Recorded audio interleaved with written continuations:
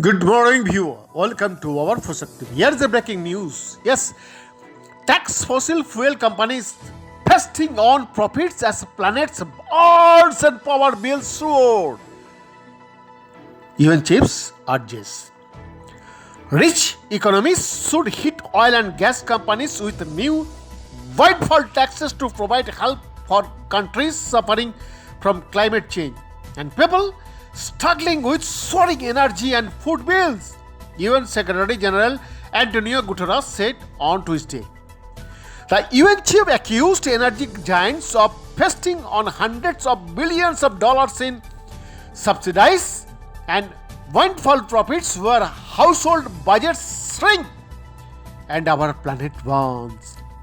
Guterres comments at the UN General Assembly in New York come on the heels of a European Union proposal to introduce a windfall tax on oil, gas and coal companies, many of which have reported record high profit as Russia's war in Ukraine and energy crunch sent prices soaring.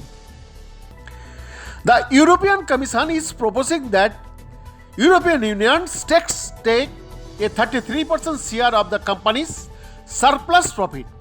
The United Kingdom introduced a 25% windfall tax earlier this year to provide relief for people struggling with their energy bills, but newly installed Prime Minister Liz Truss has said she won't extend it to pay for a much bigger program of subsidies this winter and next. US President Joe Biden's administration moved the idea in the summer, but it gained little momentum.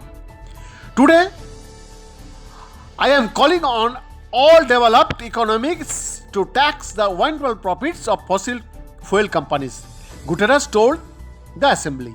Those funds should be redirected in two ways: to countries suffering loss and damage caused by the climate crisis, and to people struggling with rising food and energy prices. His comments also come as parts of the world and battered by extreme weather events supercharged by the human-induced climate crisis. More than 1,500 people died in Pakistan over 3 months of extreme monsoonal rain that scientists have linked to climate change. More than 300 people have died in floods in Nigeria this year. Disaster management authorities, they are saying. Typhoons and hurricanes have brought floods to Puerto Rico, the Dominican Republic and Japan this week. Drought is impacting vast swaths of the United States, China and Europe. Guterres warned that a winter of global discontent is on the horizon, with inequality exploding and the cost of living crisis raging while the planet burns. We need to hold fossil fuel companies and their enablers to account. He added that includes the banks, private equity, assets managers and other financial institutions that continue to invest and underwrite carbon pollution.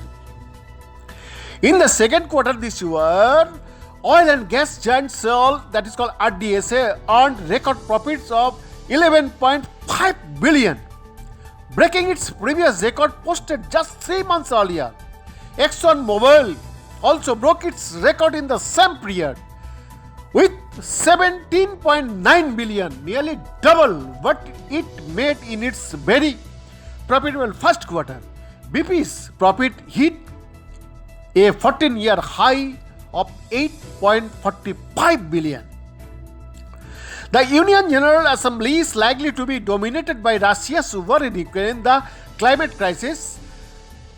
Nonetheless, will be unavoidable, intersecting with several issues on the agenda, including energy and food security. The climate crisis is the defining issue of our time, Guterres said, and it must be the first priority of every government and multilateral organization.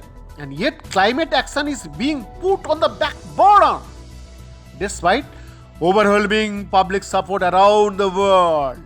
Bill, the report for Fosakti.